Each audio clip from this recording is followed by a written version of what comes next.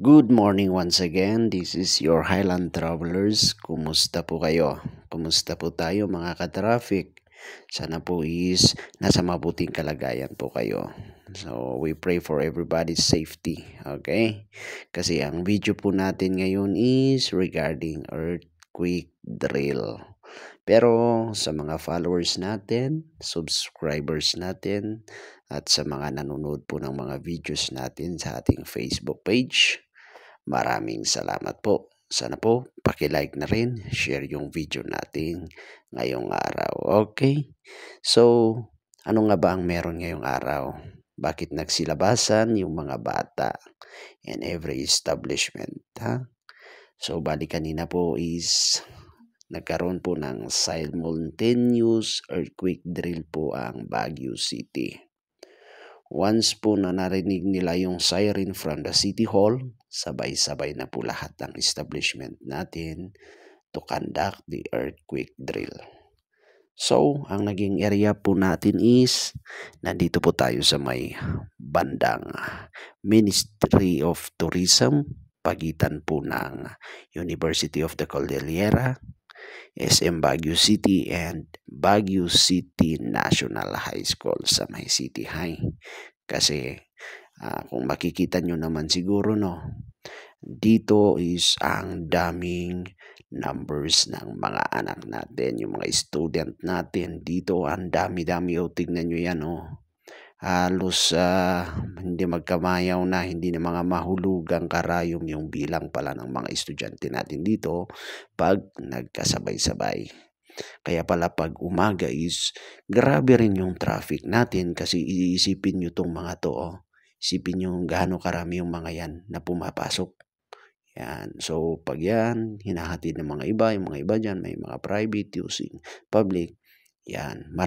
Nagkukos talaga ng traffic. Sana mga commuters naman, mga drivers na naabala kanina, kailangan po kasi natin itong i-conduct, yung earthquake drill. Kailangan natin itong i-practice. Hindi man natin ito pinagpipray or hindi natin hahangarin na magkaroon ulit tayo ng isang lindol dito sa Baguio.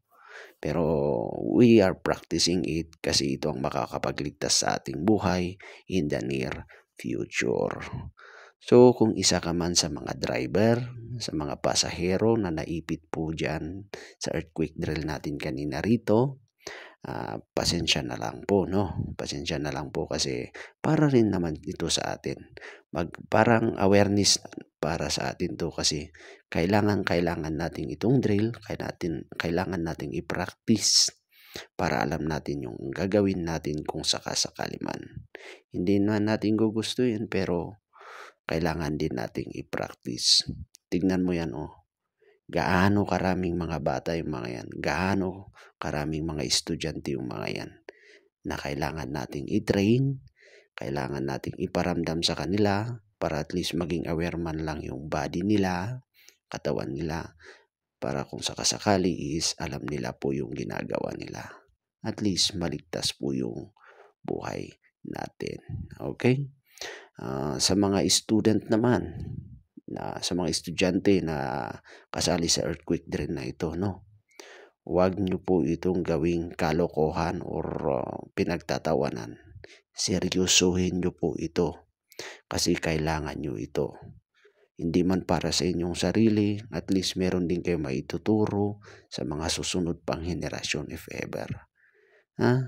Mamaya hindi nyo to sineryoso, in real makoy baka manigas kayo, Practice makes perfect and better prepared than nothing, Preparedness will save your life someday, So, sa mga staff naman, I do hope nakita nyo na ang naging lapses natin. Ano yung naging kulang dito sa may banda rito?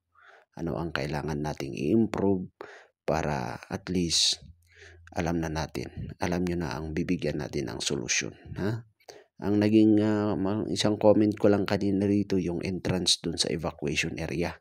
Masikip. Kaya ganyan, naipon yung mga bata dyan sa may kalsada. Although marami lang talaga yung mga bata. Pero yung entrance kasi papasok dun sa may evacuation center nila is medyo masikip. Kaya ganyan, medyo pahirapan din yung kanilang pagpasok. Well, naging successful naman yung activity kanina, yun nga lang, although normal naman na nagko siya ng traffic.